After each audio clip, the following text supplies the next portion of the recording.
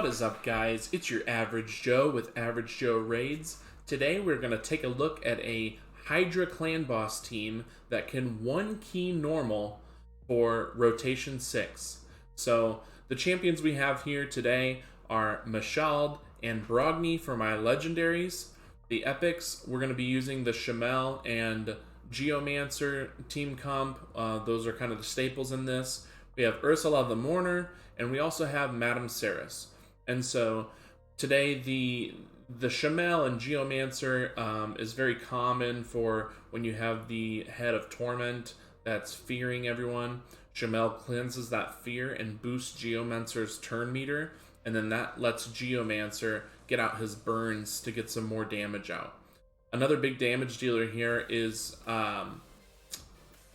Mashald, and he is able to do a lot of damage when everyone has Leech on. He is doing AoE attacks. Brogni is here for some survivability and also some damage. Ursula is here for survivability with increased defense and strengthen. And she also throws out a decrease attack. And instead of using block buffs or building a resistance tank, we're actually using Madame Ceres here to buff strip and try to reduce the number of buffs that all the heads have. So it's kind of a unique take on using somebody who's buff stripping instead of blocking it or using a resistance tank to block the buff steal. So let's get into the run. This is a 1 key on normal. So we'll go ahead, break down the run, we'll play it fast, and take a look. Afterwards, we will take a look at the builds as well, so stick around for that. They are not insane. I feel like something great about the Average Joe Raids channel is we're showing some gear that's a little bit above average, but it's not gear from someone who's been playing for 2-3 years and has great rolls for everything. So right here, we pretty much never worry about the whole run about when we're throwing our buffs out, because we know the buffs are going to get stolen, and then we are saving Madame Ceres's moves for cleansing those buffs off, or removing the buffs off of the Hydra heads. So I strategically don't use Madame Ceres's A3 until I know that I need to take all of the buffs off of all of the heads. Before that, if it's just Head of Mischief that steals the buffs, I try to use Geomancer's A2 or Mashald's A3 to strip off all of those buffs before he can spread them. But in a situation like this, now every head has buffs, that's where I'm using Madame Ceres's A3 to try to get the buffs off of all of the heads. And so it's a little bit more difficult because with a resistance tank, as long as he has all of the most amount of buffs, and then Head of Mischief tries to steal them, he just doesn't get them. Or if you can keep up a block debuffs, that's a little bit difficult around the head that's cleansing debuffs, because then if your block debuffs or block buffs falls off, then your buffs will get up on everyone. So it's just a different take on it, on how to avoid all of the heads getting buffs. So I've got 2 Geomancer burns out now, one on Head of Wrath and one on the head that does the cleanse. Mashald's doing some AoE damage here now that everyone has leeches out.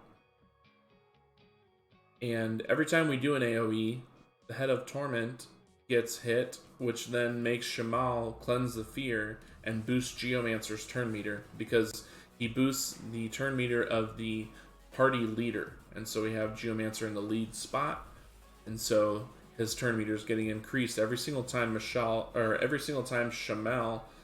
cleanses a true fear. And so here we're in a bad situation because all these heads have all these buffs, but Madame Ceres's A3 was not off cooldown yet. Our Mashald just got eaten. And I used Geomancer's burn right before a cleanse there. That was a big mistake that I could have done differently. So right now we just want to get Mashald out, because he is probably our second. We know he's our second biggest damage dealer next to Geomancer on this team. So getting Mashald out is a big deal for us.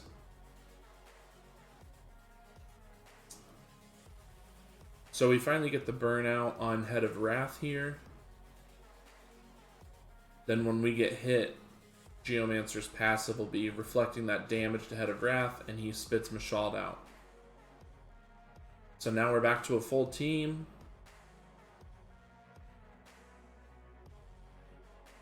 I'm using Geomancer's A1 a lot more so that it intentionally I want to hit the Head of Torment so that Jamal can boost Geomancer's turn meter.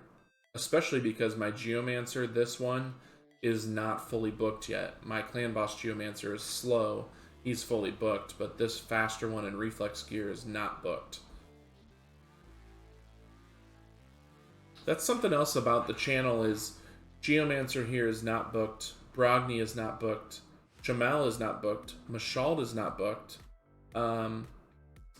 I think everyone has masteries except for Shamal, so that is something, but almost none of these champions have books. The only two that have books is Ursula and Madame Saris. And so I'm working on booking some of them. I am getting Lydia tomorrow during CVC, maybe today by the time I post this. And so she will be getting all of my legendary books instead of Mashald and Brogni, who I was going to give them to.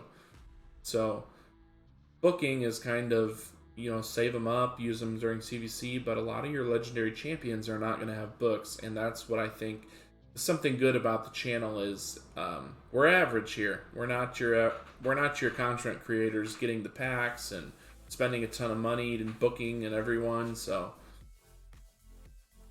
we get a new Head of Wrath, we get a Poison Head, which really throws us for a loop because he's going to put the Poison Cloud up, and we are not a team that's built around that. So if we had gone with a block buffs champ instead of Madame Saris, we could be able to deal with this Poison Cloud. And probably the next person after I build Lydia that's on my list to build is Umbral Enchantress, to be able to use her in Hydra here for block buffs. So we get all the buffs off except for the Poison Cloud, obviously. And right now we're creeping in on the 1 key. So 1 key is 6.6 million. Right now we're just above 6.1. And we have all refreshed heads out. We have a new head that cleanses. We've got the Poison Head. We've got the Head of Mischief still alive. We've got a new Head of Wrath. And so you're starting to be really strategic about how are we going to get the most damage to get to the 1 key. Because it could really go south now that we've got all these poisons out. Everyone has buffs. I don't think Madame Saris's A3 is on cooldown yet. So we do bust that Head of Mischief. Now we can just put in a bunch of damage to the Head of Mischief and get above the 6.6 mil so that we can get to the 1 key. Our Ursula just died, so we know now that our turns are limited. We just get above that 6.6 now with the big attack from Head of Wrath and Geomancer's Reflection. And so now we're just riding it out with Brogni and Mashald. And we're above the 7 million mark. We know we've got the 1 key. Now it's just a matter of just finishing out the run.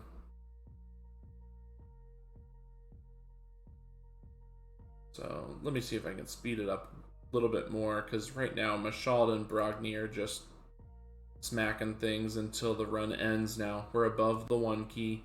We're just finishing it out. Doing as much damage as we can for the clan. We don't do a ton more. Mashald gets eaten. Now Brogni is just going by himself for a little bit. And here is the final damage numbers. Mashald is actually the biggest damage dealer, which I thought it was going to be Geomancer. So Geomancer's damage reflection here is almost 2.2 million. Mashald here hitting for 2.4 million because of all of his AoEs, and he just is a huge damage dealer. One of the top 10 legendaries. Does a ton of healing as well from his A1, and also some continuous heals from his A3. Brogni here is also doing a ton of damage. Most of this is Giant Slayer procs off of his shield. So when he puts his shield up, it heals and also does damage reflection. Each one of those damage reflections has a chance to proc Giant Slayer individually on each of the people. Ursula here doing a little bit of damage, about the same as Inquisitor Shamel. Ursula is there for survivability, and Madame Saris was there for the buff strip, so she really didn't do a lot in terms of damage or healing. So let's pull up the game. We'll look at the builds. Here we got Brogni. He is rocking 67,000 health, 2,000 defense, 224 speed, 100% crit rate, 176 crit damage, 240 accuracy. He's in some perception sets. We have Mashaldan perception sets as well. Try to get everyone to about 40k HP at least. He's got a lot of attack, quite a bit of speed. Could do with a little more crit rate, 223 crit damage, 260 accuracy to try to land those leeches. Ursula, try to keep her pretty healthy, 59,000 HP. Could do with some more defense, but she doesn't have it. Also could do with a little more speed, she's kind of slow. I have her accuracy up to land that decreased attack. Madame Saris is built for Arena, but works pretty much elsewhere as well. Pretty tanky, 54,000. 251 speed, no crit damage, crit rate, 566 accuracy for Arena. Jamal, I built him up for a little bit of damage. Not that he did very much though. 46,000 health, about 2,000 defense, 210 speed, 100, 200, and no accuracy there. And this is my Hydra Geomancer and Reflex. So he could actually, I could tank him up a little bit so that he stays alive more. He needs some more HP, he's kind of low. 210 speed, close to 100% crit rate, and then a lot of accuracy to make sure his burns always land. So those are the builds, guys. Hopefully this can help you one key normal and start to get that top chest.